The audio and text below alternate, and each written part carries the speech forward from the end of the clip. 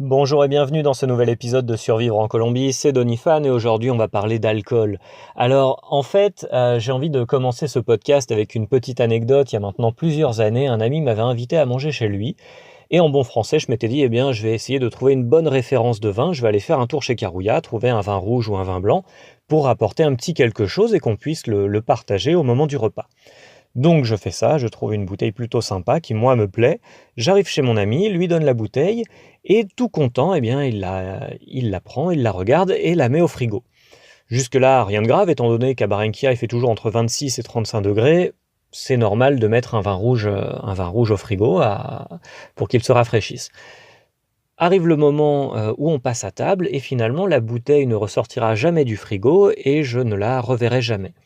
Il m'arrivait exactement la même chose dans la ville de Cúcuta. On était 2 Français, on était invités par un ami professeur de l'université de Cúcuta et donc pareil, on se promène, on trouve, une référence de vin plutôt sympa dans une supérette et même chose, on l'offre à notre ami. Au moment de passer à table, eh bien, la bouteille, bien n'apparaît pas.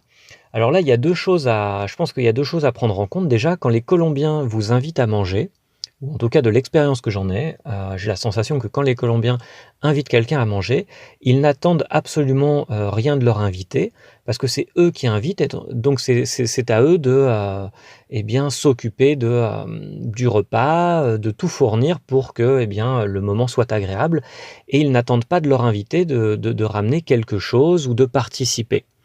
Et c'est quelque chose que j'ai remarqué quand moi aussi, j'ai invité des amis colombiens chez moi. C'est-à-dire que dans 90 des cas, eh bien, ils arrivaient les mains vides. Ce n'est pas un manque d'éducation, c'est juste que c'est comme ça en Colombie. Je pense que celui qui invite, celui qui fait l'effort de recevoir, eh bien, doit se charger de tout. Et ça m'a posé aussi des petits problèmes et des petits chocs culturels à l'époque où j'étais en échange universitaire ou quand j'étais encore dans cette époque de faire des soirées chez moi. On avait une petite colocation entre Français, on invitait beaucoup de gens et des fois on terminait à 20-25 personnes dans notre appartement. Eh bien, personne ne venait avec, de la bière, du vin ou, des cacahuètes. C'était quelque chose de très atypique, quand ça arrivait parce que, eh bien, ça ne fait pas partie de la culture. C'est celui qui reçoit, eh bien, qui doit se charger, eh bien, de faire plaisir, à ses invités. C'est la sensation que moi j'ai, de la Colombie.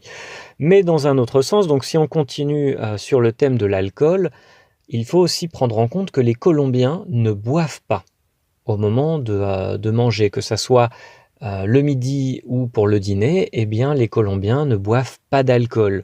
Les Colombiens vont avoir tendance, pardon, ils vont avoir tendance à boire de l'agua panela, c'est, on va dire de l'eau de canne à sucre ou un jus de fruits naturel, un jus de fruits frais ou éventuellement de l'eau ou du Coca-Cola. Parce que, bon, bah, voilà, c'est un petit peu le problème en Amérique latine, pas autant qu'au Mexique, mais en Colombie, il y a énormément de gens qui boivent des gaseosas, des boissons gazeuses, du Coca-Cola. Mais par contre de l'alcool, je suis prête à parier que tu ne verras jamais personne boire un verre de vin ou boire de la bière en mangeant en Colombie. Les Colombiens, mangent, et accompagnent leur repas de boissons qui ne sont pas alcoolisées.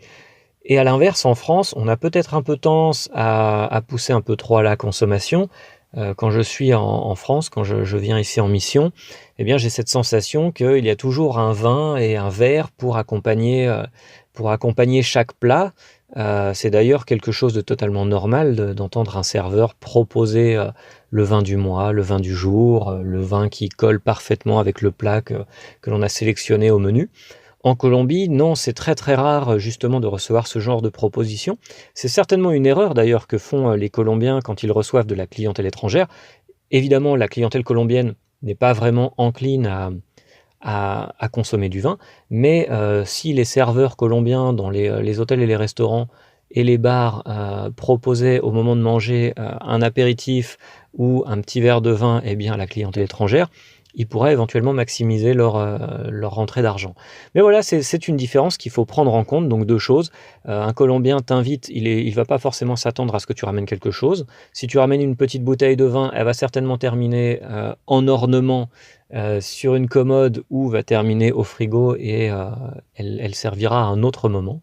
Et pour les Colombiens qui viennent en France, eh bien, sachez-le, les Français consomment énormément de vin et d'ailleurs moi j'ai cette sensation, j'ai un peu un conflit culturel inversé quand je passe en France, c'est cette sensation que les Français sont à la limite de l'alcoolisme notoire étant donné que à chaque fois que je suis dans un resto, je vois tout le monde avec un verre de vin ou un apéritif. C'est quelque chose de culturel, j'irai pas jusqu'à dire la culture de l'alcool, mais c'est quand même quelque chose de très marqué d'un point de vue différence culturelle et gastronomique entre les Français et les Colombiens. À l'inverse, les Colombiens, ça va être du jus de maracuya, du jus de lulo, du jus de guanabana ou de l'agua panela. Ça vient avec le repas et c'est quelque chose de normal et quelque chose que je trouve très sain et que l'on peut envier aux Colombiens. Voilà, si tu as vécu d'autres expériences et d'autres chocs culturels, gastronomiques ou en soirée ou quoi que ce soit, n'hésite pas à commenter ce podcast et à le partager avec tes amis et je te dis à très très bientôt.